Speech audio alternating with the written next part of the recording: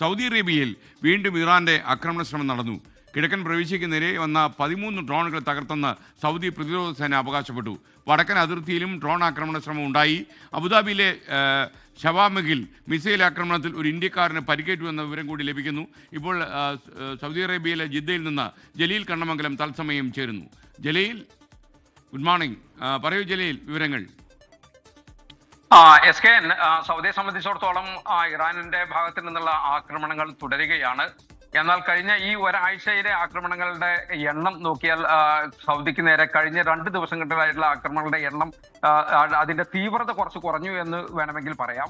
80 വരെ ആക്രമണങ്ങൾ ഉണ്ടായ ദിവസങ്ങൾ ഉണ്ടായിരുന്നു. എന്നാൽ ഇന്ന് സൗദി പ്രതിരോധ മന്ത്രാലയം പുറത്തുവിട്ട ഏറ്റവും പുതിയ റിപ്പോർട്ട് പ്രകാരം 15 ഡ്രോൺ ആക്രമണങ്ങളാണ് കഴിഞ്ഞ രാത്രിയിൽ സൗദിക്ക് നേരെ ഉണ്ടായിരിക്കുന്നത്. ഇതിൽ 14ഉം കിഴക്കൻ പ്രവിശ്യക്ക് നേരെയാണ്. കിഴക്കൻ പ്രവിശ്യയിലാണ് ഏറ്റവും കൂടുതൽ അമേരിക്കൻ സൈനിക താവളങ്ങളും അതോടൊപ്പം തന്നെ എണ്ണപ്പാടങ്ങളും ഒക്കെ ഉള്ളത്. അതുകൊണ്ടാണ് കിഴക്കൻ പ്രവിശ്യക്ക് നേരെ ഇപ്പോൾ കൂടുതൽ ആക്രമണങ്ങളും ഉണ്ടാകുന്നത്. ഇതിനു പുറമെ ഒരു ഡ്രോൺ സൗദിയുടെ വടക്കൻ അതിർത്തി ലക്ഷ്യമാക്കിയും വന്നു. എല്ലാം സൗദി പ്രതിരോധ സേന തകർത്തു. ആദ്യമായാണ് സൗദിയുടെ വടക്കൻ അതിർത്തി ലക്ഷ്യമാക്കി ഇറാന്റെ ആക്രമണം ഉണ്ടാകുന്നത്. ഇത് ജോർദാൻ അതിർത്തി എന്ന ജോർദാൻ, അതോടൊപ്പം തന്നെ കുവൈത്ത് ഒക്കെ അതിർത്തി പങ്കിടുന്ന ഒരു സ്ഥലമാണ്. അറാർ, റഫ, തുറൈഫ് തുടങ്ങിയ പ്രധാനപ്പെട്ട നഗരങ്ങളൊക്കെ ഈ ഭാഗത്താണ് ഉള്ളത്. എന്നാൽ ആളപായമോ നാശനഷ്ടങ്ങളോ ഇതുവരെ റിപ്പോർട്ട് ചെയ്തിട്ടില്ല. എണ്ണപ്പാടങ്ങളും അമേരിക്കൻ സൈനിക താവളങ്ങളും ഒക്കെയാണ് ഇപ്പോൾ പ്രധാനമായും ഇറാൻ ലക്ഷ്യം വെക്കുന്നത്. ഇതുവരെ ഉള്ള കണക്കുകൾ പരിശോധിച്ചാൽ ഈ കഴിഞ്ഞ ഫെബ്രുവരി 28 മുതൽ ഒരു ദിവസം ഒഴികെ എല്ലാ ദിവസങ്ങളിലും സൗദിക്ക് നേരെ ആക്രമണം ഉണ്ടായിട്ടുണ്ട്. ഏതാണ്ട് 1000-ഓളം ഡ്രോൺ മിസൈൽ ആക്രമണങ്ങളാണ് സൗദിക്ക് നേരെ ഇതുവരെ ഉണ്ടായിരിക്കുന്നത്. അമേരിക്കൻ താവളങ്ങൾ മാത്രമേ ആക്രമിക്കൂ എന്ന് ഇറാൻ പറയുന്നുണ്ടെങ്കിലും എന്നാൽ എണ്ണ പ്ലാന്റും അതോടൊപ്പം തന്നെ സൗദിയിലെ തുറമുഖങ്ങളും ജനവാസ മേഖലയൊക്കെ ലക്ഷ്യമാക്കിയാണ് പ്രധാനമായി ഇപ്പോൾ ആക്രമണങ്ങൾ ഉണ്ടാകുന്നത്. 99% തകർക്കപ്പെടുന്നുണ്ട് എങ്കിലും ചില മിസൈലുകൾ വിജനമായ സ്ഥലത്ത് പതിക്കുന്നുണ്ട്. അതോടൊപ്പം തന്നെ ചില മിസൈലുകൾ പതിച്ച് നാശനഷ്ടങ്ങൾ ഉണ്ടാകുന്നുണ്ട്. മരണം റിപ്പോർട്ട് ചെയ്തിട്ടുണ്ട്. അതിൽ ഒരു ഇന്ത്യക്കാരനും 2 ബംഗ്ലാദേശി പൗരന്മാരുമുണ്ട്. ചില പരിക്കുകളുണ്ട്. അതിലും ഒരു ഇന്ത്യക്കാരൻ ഉൾപ്പെട്ടിട്ടുണ്ട്. ഇദ്ദേഹം സുഖം പ്രാപിച്ചു വരികയാണ് ആശുപത്രിയിൽ.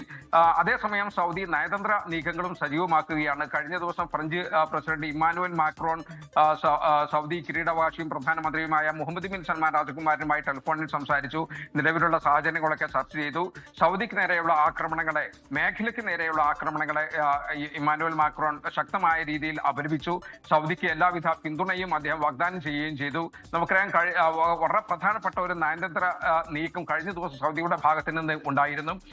5 ഇറാൻ നയതന്ത്ര ഉദ്യോഗസ്ഥരെ റിയാദിൽ നിന്ന് പുറത്താക്കുന്ന ഒരു സാഹചര്യം ഉണ്ടായി. മിലിറ്ററി അറ്റാഷയും അദ്ദേഹത്തിന്റെ സഹായം ഉൾപ്പെടെ 5 ഇറാൻ ഉദ്യോഗസ്ഥരെയാണ് സൗദി അറേബ്യ പുറത്താക്കിയിരിക്കുന്നത്. നയതന്ത്ര ബന്ധം ഇറാനുമായി നിലനിർത്തി ശക്തമായ പ്രതിഷേധം അറിയിക്കുക എന്നത് ഒരു നിലപാടാണ് സൗദി ഇപ്പോൾ സ്വീകരിക്കുന്നത്. എന്നാൽ സൗദിയെ സംബന്ധിച്ചിടത്തോളം ജനജീവിതം സാധാരണ നിലയിലാണ്. വിമാനത്താവളങ്ങളൊക്കെ സാധാരണ രീതിയിൽ പ്രവർത്തിക്കുന്നു. സ്കൂളുകളും ഓഫീസുകളും ഒക്കെ പെരുന്നാൾ അവധി കഴിഞ്ഞ് തുറക്കാൻ പോവുകയാണ്. ഈ അയൽ രാജ്യങ്ങളുടെ വിമാന സർവീസുകൾക്ക് പ്രത്യേക സൗദി അറേബ്യ സൗകര്യമൊരുക്കുകയും ചെയ്യുന്നുണ്ട്. SKN. ജലീൽ കണ്ണമംഗലമാണ് വിവരങ്ങൾ നൽകിയത്. ലോകത്തെവിടെയായാലും ഏത് സമയത്തും 24 വാർത്തകളും ഓഗ്മെന്റഡ് റിയാലിറ്റി പാക്കേജുകളും എക്സ്പ്ലെയിനറുകളും വിശദമായി കാണാൻ ഞങ്ങളുടെ യൂട്യൂബ് ചാനൽ നിങ്ങൾക്ക് സബ്സ്ക്രൈബ് ചെയ്യാം.